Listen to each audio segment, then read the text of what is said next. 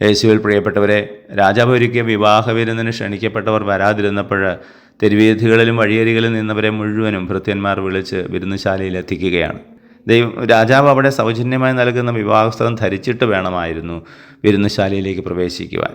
അർഹതയില്ലാഞ്ഞിട്ടും വെറുതെ ക്ഷണിക്കപ്പെട്ട ആ ഒരു ചെറുപ്പക്കാരൻ സൗജന്യമായി നൽകുന്ന വിവാഹവസ്ത്രം പോലും ധരിക്കാൻ മനസ്സ് കാണിക്കാതെ അലസതയോടെ വിരുന്നുശാലയിൽ പ്രവേശിച്ചപ്പോൾ അയാളെ പുറത്തുള്ള അന്ധകാരത്തിലേക്ക് ഭൃത്യന്മാർ വലിച്ചെറിയുകയാണ്. സ്വർഗത്തിലെത്തി സ്വർഗീയ വിരുന്ന് ആസ്വദിക്കണമെങ്കിൽ നമ്മുടെ മാത്രം പരിശ്രമം കൊണ്ട് നടക്കില്ല. ദൈവം നമ്മളെ ക്ഷണിച്ച്, ദൈവം നമുക്ക് വിവാഹ വസ്ത്രം തന്ന് നമ്മളെ അനുഗ്രഹിക്കുന്നുണ്ട്. അത് തന്ന് ധരിച്ചാൽ മാത്രം മതി നമുക്ക് സ്വർഗീയ വിരുന്ന് ആസ്വദിക്കാം.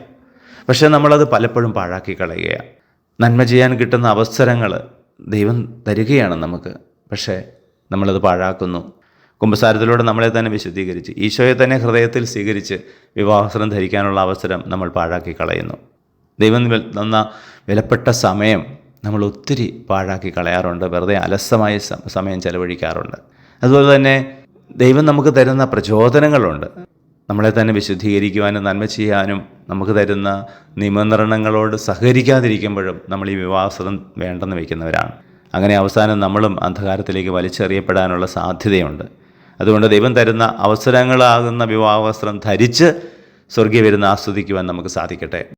സ്നേഹനാഥനായ ഈശോയെ, ഞങ്ങളെല്ലാവരെയും അങ്ങ് സമർത്ഥമായിട്ട് അനുഗ്രഹിക്കുമാറാകണമേ, ഇപ്പോഴും എപ്പോഴും എന്നേക്കും. ആമേൻ.